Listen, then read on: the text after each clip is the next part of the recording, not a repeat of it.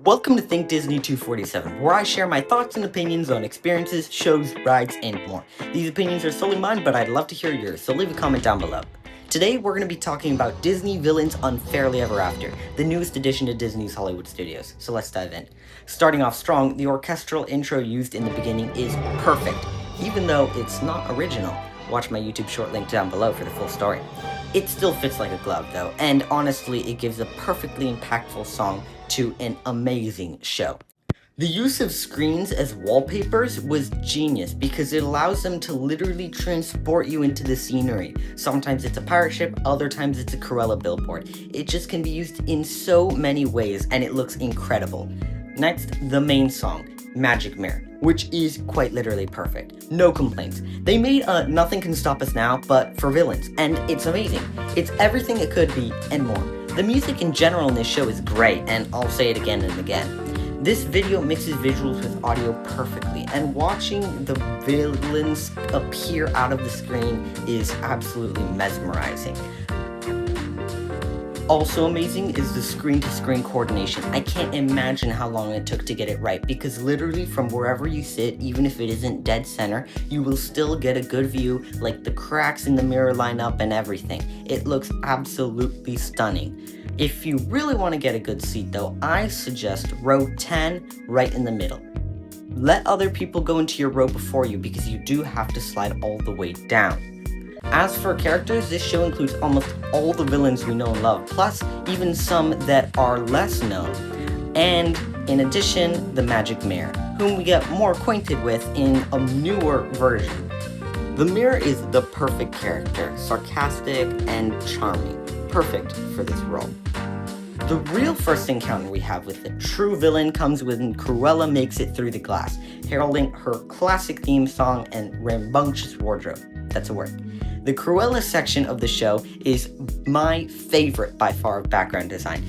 It goes from like abandoned to classic rich and then all the way to Broadway. And it still has a Cruella theme all throughout. My favorite part though is definitely the billboards Cruella and de Vil on the sides. It really makes the show pop. Now, although this goes without saying, some actors are better than others, but I can personally admit, in the 8 times I watched the show, there isn't a single actor who is disappointed in their performances. Disney hires incredibly talented people for their roles, and the quality of the show's performers should never be in doubt.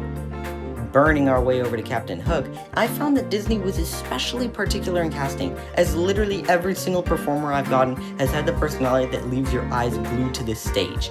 Captain Hook is the best character by far when it comes to action. And even if Hook occasionally misses his cue when it comes to a line or a sword pull, he always recovers in such like a piratey manner that leaves you thinking he did it on purpose, which honestly, he might have. Last of the performers, but definitely not least, is Maleficent, whose dramatic dragon entrance sends chills down your spine. Although Cruella's theme and Captain Hook's pirate shanty are classics, Maleficent's song is the most impactful, by far. It really is awesome. As for her role in the show though, it's a bit slower at times, and I found other than the moments when she laughs in her villain voice, she has the least interesting of all the scripts and action in general.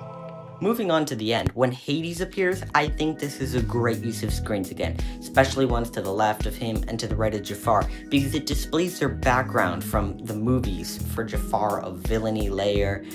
I think this scene is pretty good. It's not my favorite. I think it could be improved by making it a tad bit longer. I think it's a bit short, and maybe some more smoke effects or something like that, but honestly, it's pretty good.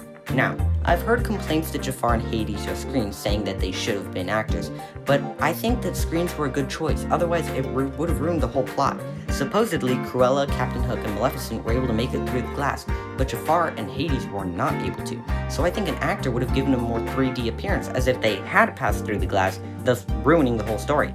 I get that more performers usually means more action and it generally improves the show, but in this case, the villains kinda need their spotlight, and I think it's perfect just the way it is. As for the finale, first off, I think it's genius that the audience gets to vote for who's been treated the most unfairly of all. It may be a simple trick, but it's really effective, because the excitement you feel when the villain you picked wins is amazing. In all, this show is perfect, but here are my pros and cons. Pros.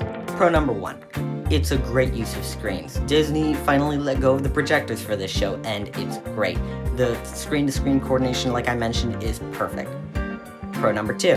Perfect casting for actors. Like I already said, Disney never really gets it wrong when it comes to actors, but I must admit, it's perfect. 3. Interesting use of props and screens. The way that Captain Hook pulls a sword out of a barrel and that a dragon breathes smoke, it's just really, really cool. It really makes it pop. 4th, comfortable seating.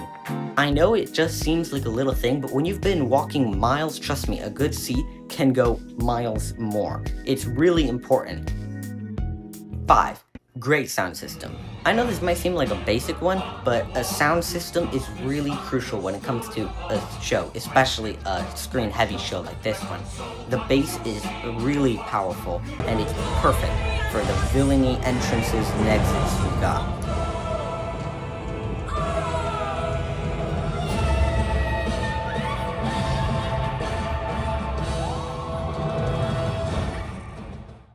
6, catchy songs. It's really important to have a catchy song because that will be stuck in your guest's head the rest of the day and probably their life. Just think about it. Nothing can stop us now. Oh yeah, that's glued down. That's never coming out of my head.